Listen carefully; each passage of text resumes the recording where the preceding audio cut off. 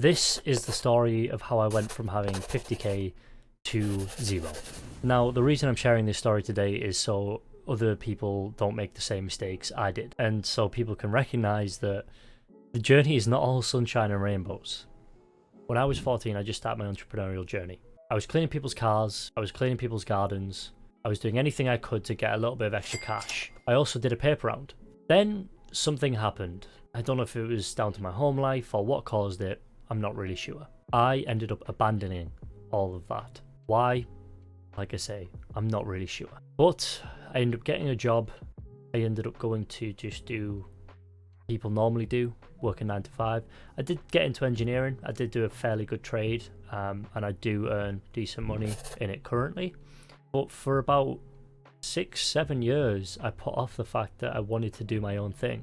And I discovered trading when I was about 16, and I was on and off with it for a while. I'd been living alone for a year by 2021, and I just went through a really rough breakup. I decided it was time to do the thing that I really wanted to do. I began to improve myself, read books and exercise, sorting my life out, eating the right food. I was like, it's time to do what I wanted to do. I want to be my own boss. I want to do my own thing. So I decided to start trading. Bear in mind at the time the crypto bull run was happening. So obviously that was what I decided to get into.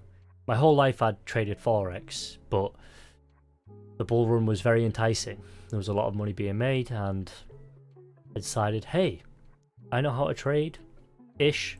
I jumped in with it head first. I mean, I left my job before I even had a stable income or anything. I was living on my own. I had my own bills to pay, my own responsibilities. Leaving my job was a big deal. I had some money saved up, and I also made my first mistake. I borrowed money. Let me tell you guys, never, ever, ever borrow money. No matter who it's from, no matter where it's from. Just a quick side note, I'm talking about bad debt. Okay, there is good debt out there, real estate, investors, stuff like that. But we're talking about loans here, family loans, etc. Just a side note before you kill me, if you do know the difference. Now, in the future, you might maybe be an investor of some kind, or you might have people invest in you as a partnership deal in a business, but you should only do that once you understand how it all works. You see, I was going head first. This is the first thing I ever did. Borrowing money was the first biggest mistake I made. This is where the second mistake happened. I was trying to focus in and do trading. Bear in mind, this applies, I think, with anything. I was trying to do it 7 days a week, 10 hours a day, just staring at it, focusing extra hard. I mean, I had my lunch breaks and I had a little bit of a routine starting up, but I was trying too hard. Now, I know you may think that's backwards. You work harder, you get more done. I'm going to put in 8 hours of work, I'm going to get back 8 hours of output, right? It doesn't work that way, right? Outputs are non-linear based on the quality of the work that you put in.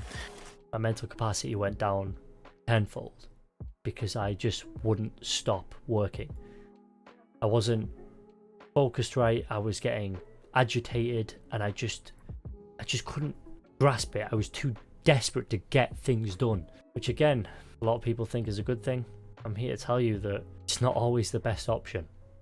There are times where it works, but there are times where it doesn't.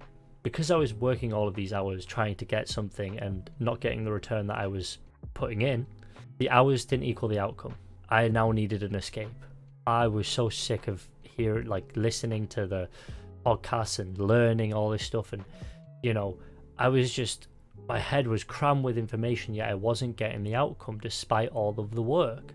This is because I needed to meditate. I needed to take some time away to really ground myself in reality, but I didn't. Instead, I escaped by playing games.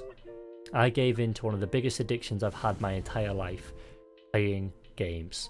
And this led to some of the biggest pitfalls of the entire thing. This mistake, ladies and gentlemen, giving into your vices because you're working so hard and stressing yourself so much about getting it. If you're sitting and watching right now and you're 28 and you don't have shit, you can get shit. Just because you're 31 but your buddy's making $1 million on NFTs, or your best friend's girl's making $4 million on TikTok, you don't have to feel like a piece of shit. We're in the first quarter. This is why I always tell people speed is not always effective. You should work from a system that works for you and your core personality. So I was playing games constantly, and I was just beginning to spiral downward. Because of all the games I was playing, I started putting off the reading, putting off the exercise, and putting off everything I'd worked towards. I started making mistakes in my trades, which made me emotional.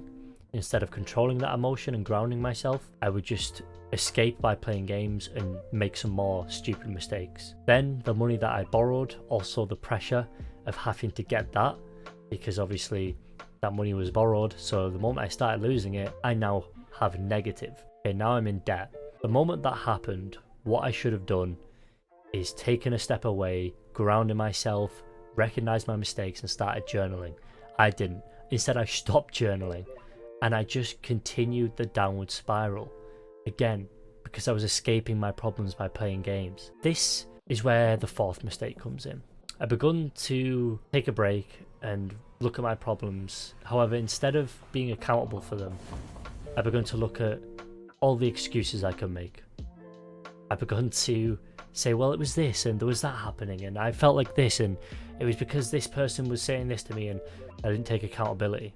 And then I started telling other people that were asking how am I doing, instead of being accountable and saying, well, I'm not doing so great, I'd say, yeah, I'm doing all right, I'm improving, I'm getting better at this. So much unaccountability.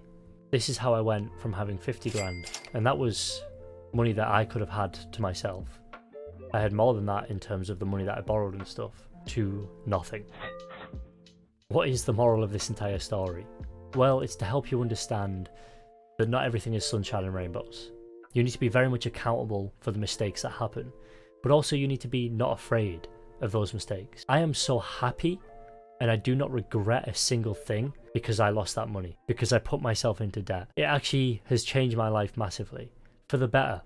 At the time, it was terrible. I mean, I felt like it was the end of the world, but now I am greater and better than I ever have been. I am more accountable, I feel better, I focus more, and I am just so...